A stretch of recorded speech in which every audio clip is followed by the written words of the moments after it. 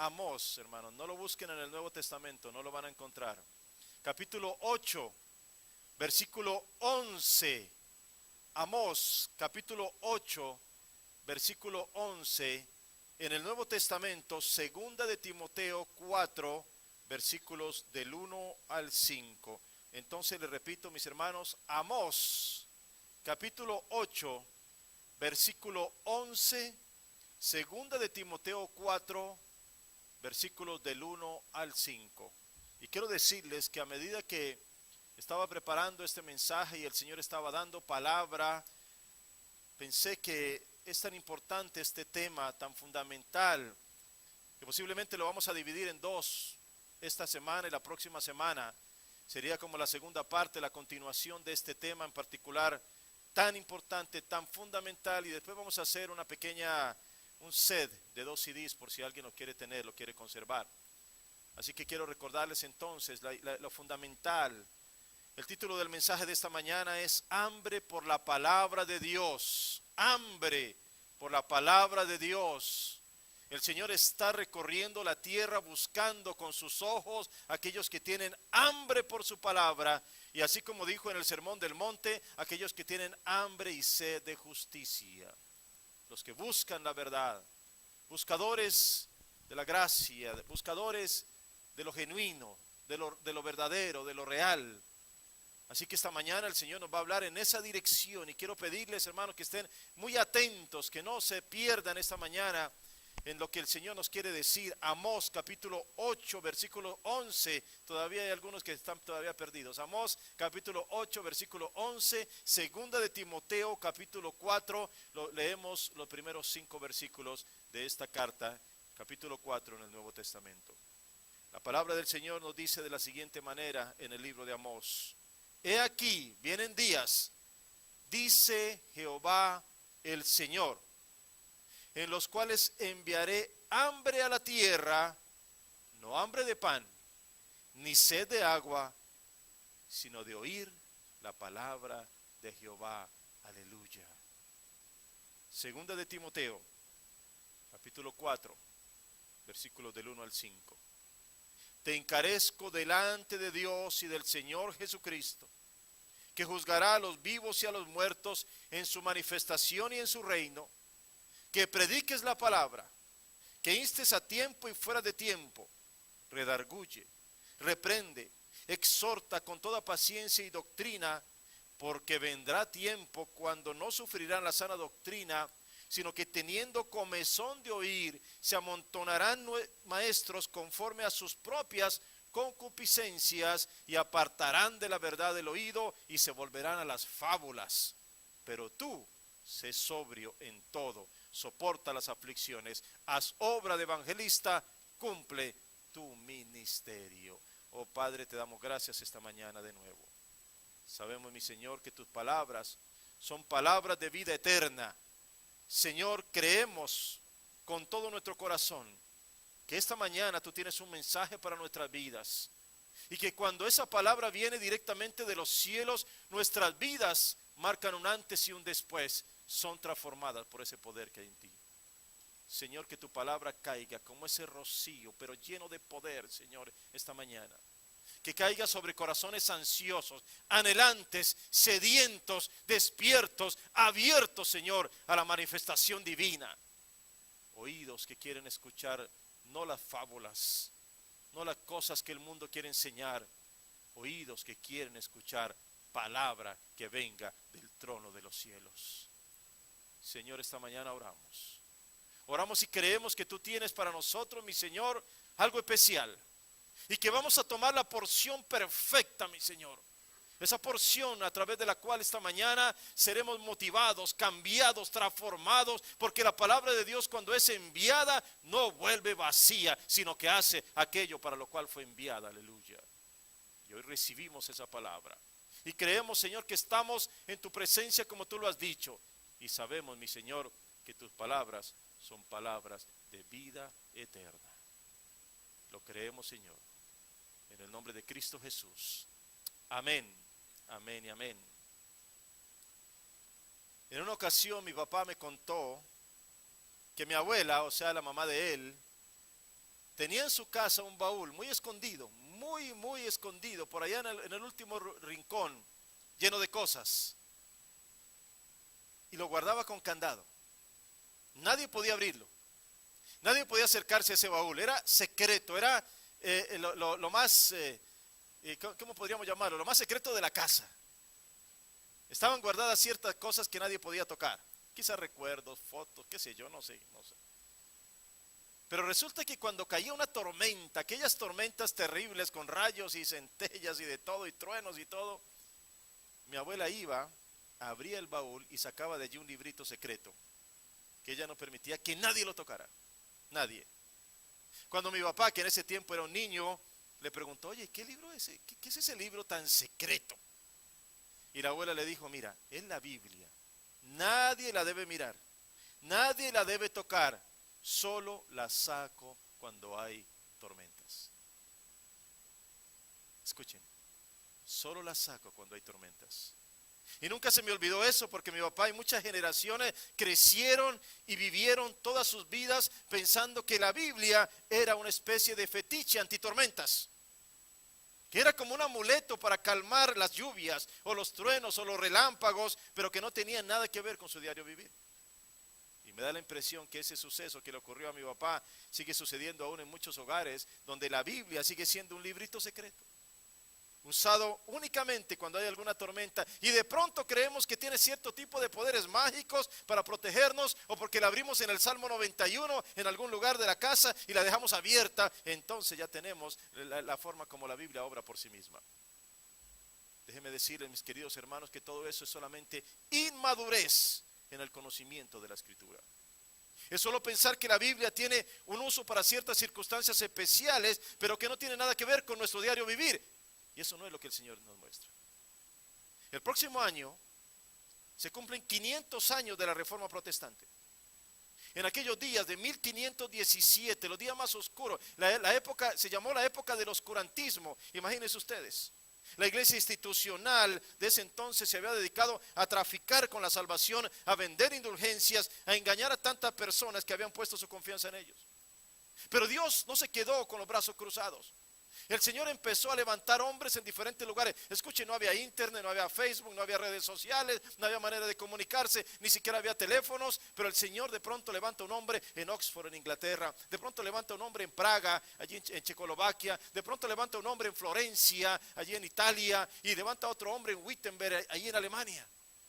Hombres que empezaron a ser conectados por el Espíritu de Dios de una manera tan tremenda, que empezaron a inquietarse porque ellos leían la palabra y decían, espérate un momentito, esto dice la palabra y esto está haciendo la iglesia. Pero lo uno con lo otro no iba, lo uno con lo otro no se conectaba. Estaban completamente desviados de la palabra del Señor. No seguían lo que Dios había dicho en su palabra, en su revelación, sino que seguían haciendo cosas de hombre que no tenían nada que ver con Dios.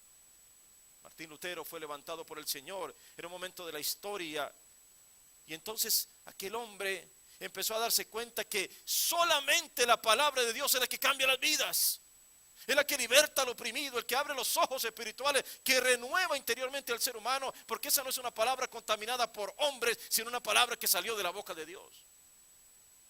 Y puso las 95 tesis en la puerta de Wittenberg en aquel entonces, 31 de octubre de 1517. Y a partir de ahí se formó una revelación tremenda, y uno de los enunciados más importantes de la Reforma Protestante se llama sola Escritura. Es decir, lo que ellos querían decir, lo que los reformadores querían decir, es que no nos vamos a guiar por lo que digan algunos iluminados o algunos eruditos o el magisterio o declaraciones infalibles. No nos vamos a guiar por ese tipo de cosas. Nos vamos a guiar únicamente por lo que diga Dios en su palabra, porque esa es la palabra que necesitamos y queremos oír. Terrible hoy en día. Entonces no es que no podamos conocer la Biblia, lo terrible es que no queremos leer la Biblia. Todavía está peor. Porque si el Señor permitió que hombres se levantaran en aquel tiempo y formaran todo un movimiento de renovación de la iglesia, arriesgando sus vidas y sometiéndose a la persecución de aquella iglesia y todo ese tipo de cosas, fue precisamente para que los creyentes de hoy en día disfrutemos de la cercanía de la palabra y la convirtamos en lo más importante para nuestra vida, y no solamente un libro que nos sirve cuando aparece una tormenta. La pregunta entonces está aquí: ¿Dónde están aquellos hambrientos por la palabra de Dios? ¿Dónde están? Aquellos de los cuales el Señor anunció, algún día vienen esos días en los cuales yo enviaré a la tierra hambre. Pero no hambre por pan, no hambre cualquiera, hambre por la palabra, gente deseosa de escuchar algo que no solamente alimente sus oídos como quieren ser alimentados, sino que los transforme, que los cambie, que los confronte a una vida como Dios quiere que la vivamos. El Señor anuncia a través de su profeta ese tipo de cosas. Y Pablo también en el Nuevo Testamento le dice a su discípulo Timoteo: no te detengas de predicar esta palabra, porque vendrán tiempos donde la gente preferirá escuchar solo lo que les agrada, pero no tendrán deseo de escuchar una sana doctrina. Por el contrario, la gente se amontonará para que les den algo que les gusta, aunque no cambie sus corazones. Mis queridos hermanos, eso estamos viendo. Esa es la realidad de lo que estamos viviendo hoy en día. Esos tiempos anunciados por Pablo a Timoteo, los estamos viendo cuando la gente está simplemente amontonándose para escuchar cosas que les agraden, pero no que los confronta a sus corazones y a su necesidad de cambiar su vida para siempre. Van a mitigar el hambre por la palabra con comida equivocada. Van simplemente a apartar el oído de la verdad y se vuelven solamente las fábulas que no los hacen crecer espiritualmente. Pero la palabra de Dios no nos la dio el Señor para que nos dividamos por su causa, para que hagamos con ella cualquier cosa. Mientras la iglesia de hoy en día está teniendo tantos conflictos internos, no estamos usando los recursos que tenemos a la mano, dados en la palabra de Dios, para echar fuera demonios, para liberar a los cautivos, para abrir los ojos de los ciegos, para soltar a los oprimidos y hacer todas las cosas que como iglesia deberíamos estar haciendo, basados en la palabra bendita y salvadora de nuestro Señor. Hermanos, estamos en uno de los peores tiempos, pero a la vez en uno de los mejores tiempos. Tenemos desafíos por delante. La iglesia tiene desafíos reales. Nosotros vivimos de este lado de la cruz del Calvario, aleluya. Tenemos la revelación completa a través de Jesucristo. Escuchen bien. En Mateo capítulo 2, versículo 1, cuando Jesús nació en Belén, en días del rey Herodes, vinieron del oriente a Jerusalén unos magos diciendo: ¿dónde está el rey de los judíos que ha nacido? Porque su estrella hemos visto en el oriente y venimos a adorarle. Escuchen esto. Oyendo esto, lo que estos hombres estaban diciendo, el rey Herodes se turbó y toda Jerusalén se turbó con él. Miren esta situación. Un rey corrupto, un sistema religioso corrupto que se asusta ante la mención de un bebé que ha nacido. Estos hombres que vinieron del oriente, de acuerdo a los estudiosos, habían venido como descendientes de los tiempos de Daniel y habían sido especialmente entrenados para entender la venida del Mesías. Escuchen bien. Ellos sabían lo que vendría. Ellos estaban esperando que en cualquier momento iba a aparecer una señal de los cielos, y cuando vieron aquella señal se pusieron en camino para conocer al rey que había llegado por fin al mundo.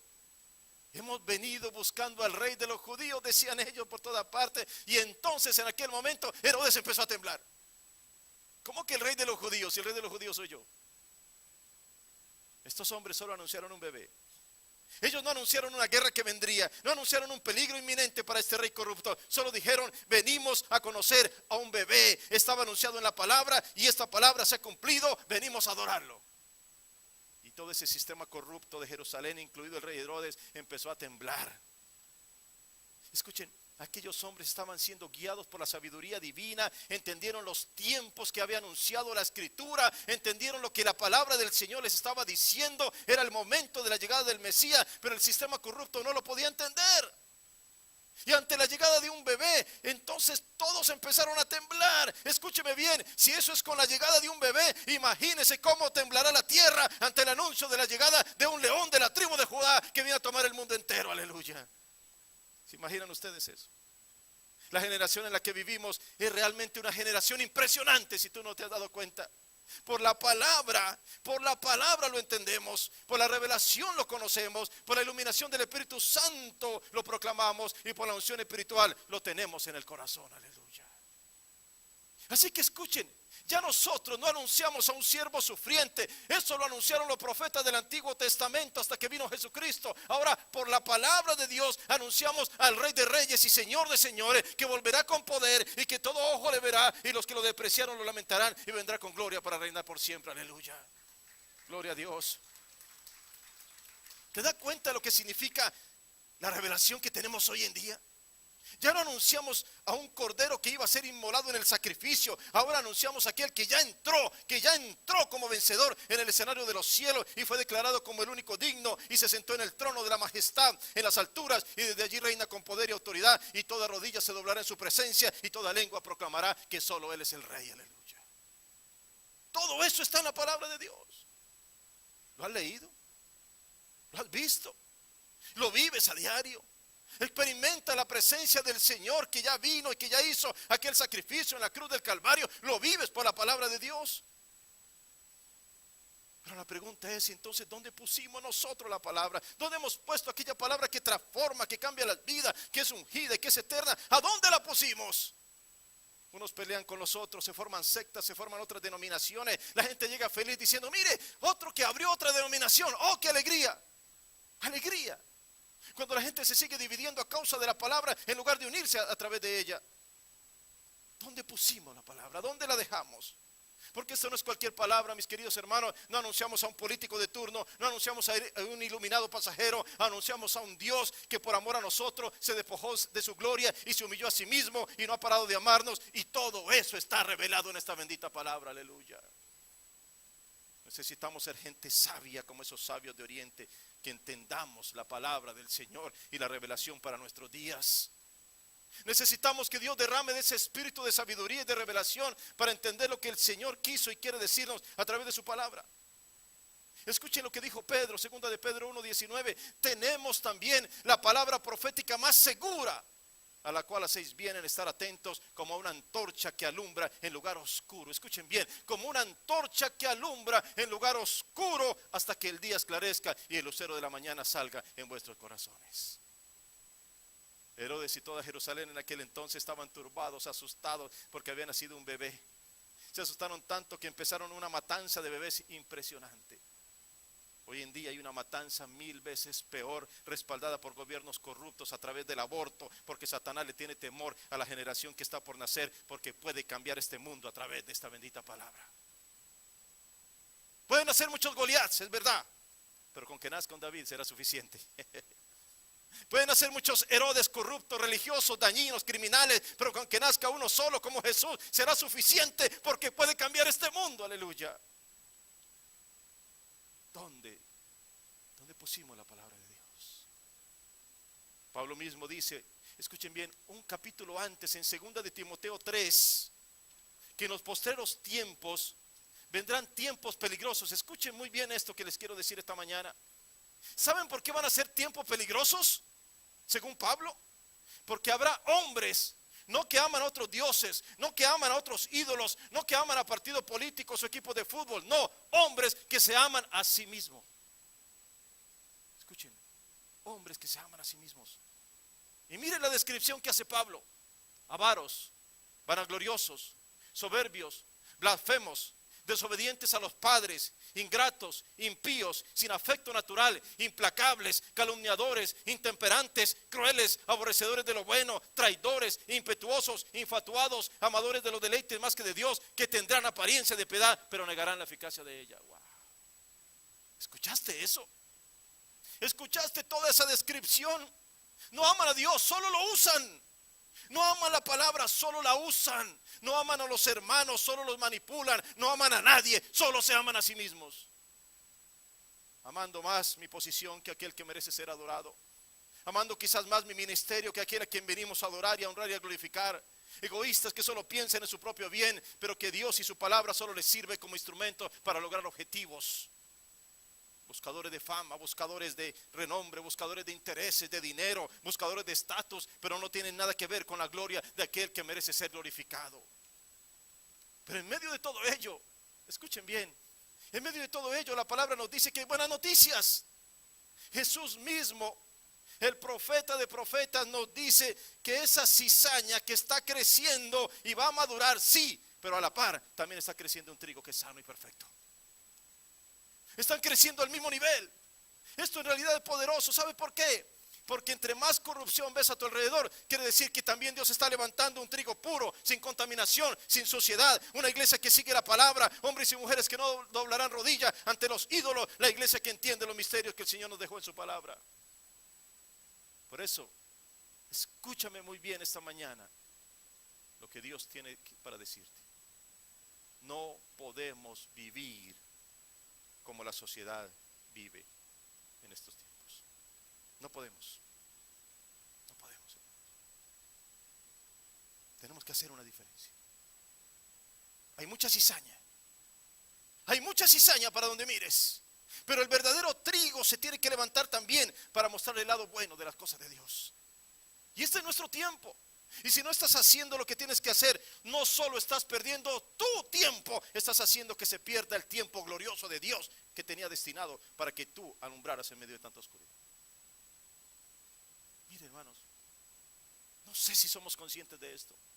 Con toda esta revelación que nosotros tenemos hoy en día, con todo lo que tenemos, el Antiguo y el Nuevo Testamento, la venida de Jesús, las cartas de Pablo, los evangelios, el libro de Apocalipsis, sabemos lo que será el fin de los tiempos, sabemos toda la cosa, está revelado en su palabra. Con todo eso no tenemos permiso para vivir como vive el mundo que no tiene la revelación. ¿Escuchaste bien? No se te dio permiso para vivir como vive el mundo. No tienes ese permiso. No puedes hacerlo. No puedes hacer lo que el mundo hace. Simplemente tiene revelación demasiado sagrada, demasiado poderosa, demasiado llena de la presencia del Señor que le inspiró. ¿Recuerdan ustedes aquel famoso pasaje del cual hemos hablado tantas veces? Que Jesús le pregunta a sus discípulos: ¿quién dice la gente que soy yo? Está en Mateo 16. Después de varias respuestas equivocadas, Jesús le dice a sus más cercanos seguidores: bueno, ustedes díganme quién soy yo. Y Pedro toma la palabra: Señor, tú no eres como los demás.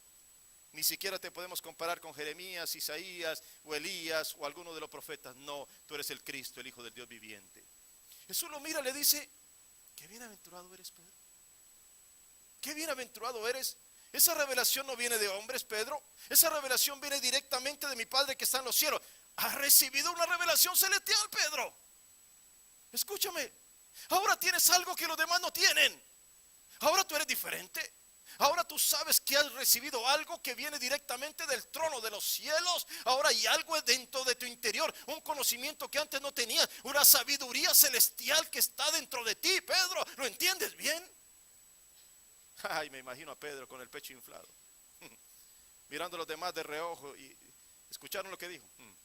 ¿Escucharon lo que dijo? Mire, yo he recibido revelación celestial. El Padre me habló, el Padre me habló. El Padre me habló. Así que ustedes ya saben quién se va a sentar al lado de Jesús en el reino. Ya lo saben. Peleense por el segundo lugar. Ya el primero ya está listo. Y unos momentos más tarde, solo unos instantes más tarde, Jesús los reúne de nuevo y les anuncia: tengo que padecer mucho a manos de los ancianos, de los principales sacerdotes y de los escribas, y tengo que morir. Y aparece Pedro. Y entonces lo lleva a un sitio aparte y le dice a los discípulos: quédense ahí, yo he recibido revelación. Recuerden, yo soy el que tengo la revelación. Quédense ahí, tranquilos. Yo voy a arreglar este asuntico con Jesús, tranquilo. Mira, Jesús, no es necesario que hagas esto. Podemos platicarlo luego. Quizás ahorita estás en depresión, a lo mejor estás en un mal momento.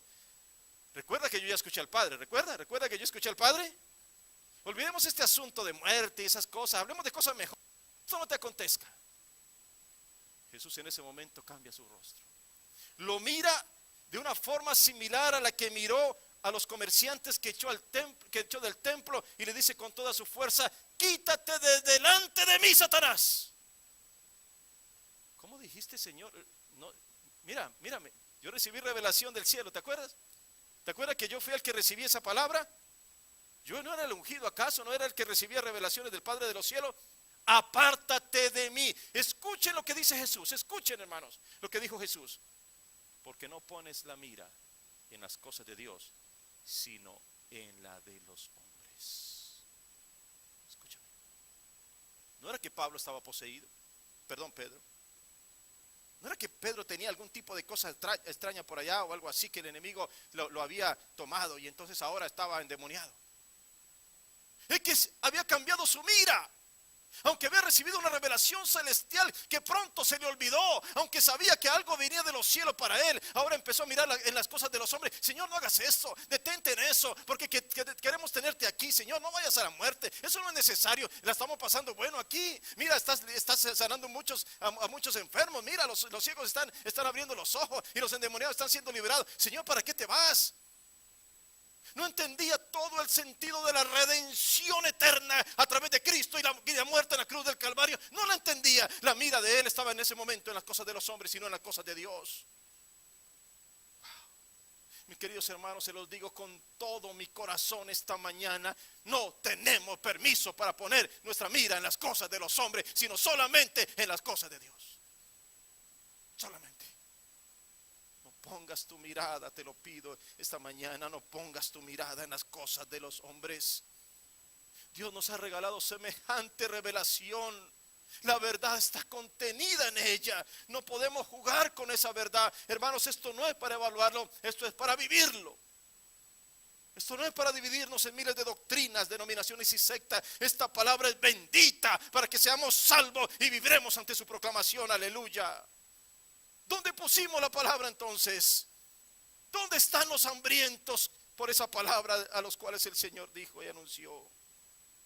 Nuestros ojos no pueden estar puestos en las cosas de este mundo. Escuchen lo que dice Colosenses 3 del 1 al 4. Si pues habéis resucitado con Cristo, buscad las cosas de arriba, donde está Cristo sentado a la diestra de Dios. Poned la mira, escuchen bien, poned la mira en las cosas de arriba, no en las de la tierra, porque habéis muerto, aleluya, habéis muerto y vuestra vida está escondida con Cristo en Dios. Cuando Cristo vuestra vida se manifieste, entonces vosotros también seréis manifestados con Él en gloria, aleluya, gloria a su nombre. Y el libro de los Hebreos nos invita a poner los ojos en Jesús, el autor y consumador de nuestra fe, el cual por el gozo puesto delante de él sufrió la cruz, menospreciando el oprobio, y se sentó a la diestra del trono de Dios. Mis queridos hermanos, no tenemos permiso para vivir como el mundo vive. No podemos vivir igual. Nuestros jóvenes tienen que ser despertados a esta realidad de la palabra. No vale la pena seguir al mundo, vale la pena seguir a Cristo y solo a Cristo, aleluya. Gloria a Dios. ¿Dónde pusimos la palabra? ¿Dónde la pusimos, hermanos? Solo a través del poder de la palabra en la boca de Jesús el enemigo fue vencido en el momento que quiso tentar al Señor. Cuando nosotros tenemos esa misma palabra en nuestros labios viniendo del corazón, tenemos la autoridad para echar fuera demonios en el nombre que es sobre todo nombre. Los demonios no le temen al que hace muchas cosas, al que realiza muchas actividades, pero le teme a la palabra. No soporta la palabra, no la puede escuchar. Sus oídos se revientan cuando escucha algo que no es de hombre, sino que viene de Dios. ¿Te has preguntado por qué Dios te permitió vivir en este tiempo? ¿Por qué vives ahora? Ahora cuando se ha multiplicado la maldad. Cuando nuestra lucha, escuchen hermanos, cuando nuestra lucha no es solamente con la gente pecadora, entre comillas, de afuera, sino con la misma gente que se reúne en las iglesias, que no tienen vidas acordes con la palabra. ¿Te has preguntado eso? ¿Qué se trae Dios contigo? ¿Por qué te ha permitido vivir en este tiempo? ¿Y sabe por qué? Porque Él quiere levantar atalayas, hombres y mujeres que anuncien sin temor su verdad, que como Timoteo prediquen a tiempo y fuera de tiempo, porque ahora más que nunca hay urgencia de dar y conocer el único camino de salvación en Cristo Jesús. La mayor guerra espiritual, mis queridos hermanos, no es pararse en una azotea a gritar cosas. La mayor guerra espiritual es la santidad, la consagración. Gente apasionada por la palabra, hambrientos por la revelación divina, por la oración, el cultivo de las disciplinas espirituales, la obediencia, la virtud, por vivir bajo los valores cristianos, por vivir bajo la proclamación de Cristo en el sermón del monte, los mansos, los humildes, los pobres de espíritu. De allí es donde sale el verdadero poder para destruir las artimañas del enemigo. El mayor asalto del enemigo se está dando al interior de las iglesias, mis queridos hermanos. Gente desmotivada, mucha gente que no quiere leer la escritura para nada. Escuchen esto, iglesia. Si estamos en tiempos en los cuales se están levantando hombres amadores de sí mismos y todo tipo de espíritus contrarios en las iglesias, escuchen muy bien, a nosotros, a esta generación nos corresponde discernir a los falsos, a los engañadores, a los falsos profetas, a los falsos cristos. ¿Entendiste eso? Esta generación. Pero ¿saben cuál es el problema? Que si estamos apartados de la verdadera palabra, en lugar de discernir a los falsos, vamos a correr detrás de ellos. Esto es lo que está pasando hoy en día. Porque solo las ovejas de Dios saben discernir su voz y saben diferenciarla de las voces falsas. Y nos toca a nosotros discernir quiénes son esos engañadores que pretenden tomar el lugar que no les corresponde, porque el único que merece la adoración y la gloria se llama Jesucristo y no hay más. Aleluya. ¿Y cómo lo vamos a hacer, hermanos? ¿Estamos en la palabra o estamos intoxicados de tanta televisión, de tanta tecnología, de tantos computadores y iPads y iPhones y cuánta cosa, de tantas voces engañosas? La diferencia en este mundo de tanta oscuridad y de dolor no la van a marcar los políticos con sus manipulaciones, ni los artistas con su imagen de ídolos, ni siquiera los científicos con su sabiduría, ni los grandes literatos con su conocimiento. La verdadera diferencia de este mundo la vamos a marcar los que tenemos hambre de Dios, los que no nos contentamos con poco, los que sabemos que en Él siempre hay más, los que confiamos con todo nuestro corazón que Él es poderoso para cambiar no solo nuestras vidas, sino comunidades enteras o naciones enteras para la gloria de Dios. ¿Para qué queremos todo esto entonces? Mis queridos hermanos, recuerden lo que les dije, no tenemos permiso para vivir como el mundo vive. Todo lo contrario, tenemos que decirle al mundo que no nos reunimos en un lugar como este simplemente a pasar un rato, sino que nos reunimos con Dios para llenarnos de su gloria y después salir y contarle al mundo que sí hay una verdadera esperanza, porque tenemos a un Dios que vive, a un Dios que venció a la muerte, a un Dios que venció al enemigo, a un Dios que venció al pecado, y por lo tanto hay siempre esperanza para el que le sigue y confía en Él. El Señor le advirtió a sus profetas que estaban hablando lo que Él no les había mandado decir. O sea que estaban engañando al pueblo con profecías falsas. Jeremías 23:18 dice: porque ¿quién estuvo en el secreto de Jehová y vio y oyó su palabra? ¿Quién estuvo atento a su palabra y la oyó? Y luego el versículo 21 dice: no envié yo a aquellos profetas, pero ellos corrían. Yo no les hablé, mas ellos profetizaban. Pero si ellos hubieran estado en mi secreto, habrían hecho oír mis palabras a mi pueblo. Mis hermanos, este no es un tiempo para traer a los púlpitos o a nuestras conversaciones simplemente opiniones personales. Vivimos en un tiempo que se necesita con urgencia que hombres y mujeres de Dios usen bien la palabra de verdad, como le dijo Pablo a Timoteo. Personas que no tienen de qué avergonzarse porque han entendido lo que Dios pide de ellos y se han entregado a hacer su voluntad. Hace unos años atrás nos visitó un misionero aquí. Nos contó acerca de uno de sus viajes al África. Allí tuvo la oportunidad de hablar con uno de los pobladores que había allí. Y cuando estaban caminando y conversando con aquel hombre, este misionero y aquel hombre africano, de pronto el misionero le dice: ¿sabes qué? Tengo hambre. El hombre africano le dice: ¿sabes qué? Tú no tienes ni idea de lo que estás diciendo.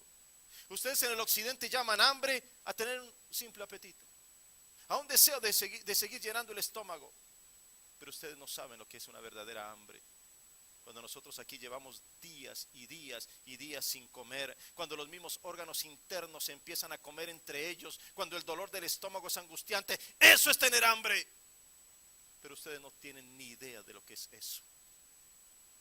Y en ocasiones, frente a la profecía de Amós, me pregunto en realidad si la gente hoy en día tiene verdadera hambre por la palabra como el Señor lo anunció, o simplemente es una pequeña ansia que se satisface con cualquier migaja. ¿Qué tipo de hambre tenemos por esa palabra? ¿Cuándo fue la última vez que tuviste hambre verdadera por la palabra que no podía satisfacerse con nada? ¿Cuándo? Hambre que te mortifica, que te duele, que necesita con urgencia ser saciada. ¿Cuándo fue la última vez? Ahora es tiempo de tener hambre de Dios y de su palabra, mis hermanos. Escuchen, dijo el apóstol Pablo: en tiempo aceptable te he oído y en día de salvación te he socorrido. He aquí ahora el tiempo aceptable, he aquí ahora el día de la salvación. ¿Tienes hambre de Dios, hermano? ¿Tienes hambre de su palabra? ¿Anhelas la palabra del Señor como el verdadero alimento que te da sustento? Porque si aún no es así, mi oración es que el Señor despierte en ti esa hambre y sea de espiritual, para que busques su palabra con todo tu corazón. ¿Has escuchado alguna vez que un pintor pinte sin pintura? ¿Un escritor que escriba sin palabras? ¿Un compositor que componga sin notas? No, porque son sus elementos esenciales. ¿Podríamos entonces hablar de un cristiano que vive sin la palabra de Dios? No puede ser. Pero uno no va con lo otro. Así que, mis queridos hermanos, es tiempo de despertar de ese letargo.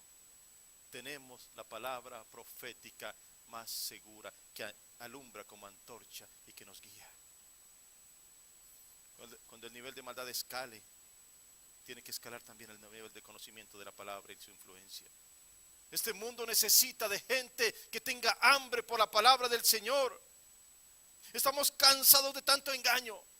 Es tiempo de levantarnos para proclamar lo genuino. Y escuchen bien, con esto termino, en Isaías 40. En Isaías 40, hablando de Juan el Bautista, acerca de cuál es el mensaje que tiene que dar el precursor de la venida de Cristo. Se levanta el precursor, el anunciador que alista el camino de Dios y pregunta, escuchen bien, Señor, ¿qué es lo que tengo que decir para preparar el camino del Señor? Por favor, dime cuál es el mensaje para esta humanidad. Cuando llegue el momento en el cual aquel anunciado de todos los tiempos va a venir. Cuando Dios mismo toque esta tierra. Cuando el Mesías se despoje de su gloria y venga aquí a vivir con nosotros. Dime, Señor, ¿cuál es el mensaje que tengo que decirle a la humanidad? ¿Y saben qué le dice el Señor? Este es tu mensaje. Dile a todo el pueblo, dile a todo hombre que su vida es como la hierba, que no hay nada de gloria, que un día está y al otro día no está, pero la palabra de Dios permanece para siempre. Ese es tu mensaje. La generación precursora, la que se está preparando para anunciar la venida de Cristo, tiene que tener como el centro de su mensaje no solo una conexión con Dios, tiene que decir, esta vida en realidad es solo como una sombra, pero estamos yendo hacia lo mejor. Esta vida es pasajera, pero caminamos hacia la eternidad con Cristo y tenemos la palabra más profética, más segura, tenemos la escritura y a través de esta palabra conocemos al único Dios verdadero. Ese es tu mensaje. Ese es nuestro mensaje, iglesia. Eso es lo que tenemos que anunciar nosotros, los que estamos viviendo, anunciando ahora la segunda venida de nuestro Señor. Aleluya. Porque también nosotros nos pararemos y diremos, Señor, ¿cuál es tu mensaje? ¿Cuál es tu mensaje? Y el Señor nos dirá las mismas palabras. Mis queridos hermanos, no hay nada más precioso a los ojos de Dios que el alma humana. No hay nada más precioso. Algún día la montaña desaparecerá. Todas las cosas hermosas que tú puedes ver van a desaparecer. Los grandes edificios serán solamente ruinas, los mares ya no estarán más, pero el alma humana vivirá y vivirá y vivirá y vivirá y vivirá para siempre. Y la palabra de Dios te lleva a esa eternidad. Porque los cielos y la tierra pasarán, pero la palabra de Dios no pasará jamás, porque la palabra de Dios es eterna. Aleluya. Oramos al Señor esta mañana. Pongámonos de pie. Oremos al Señor.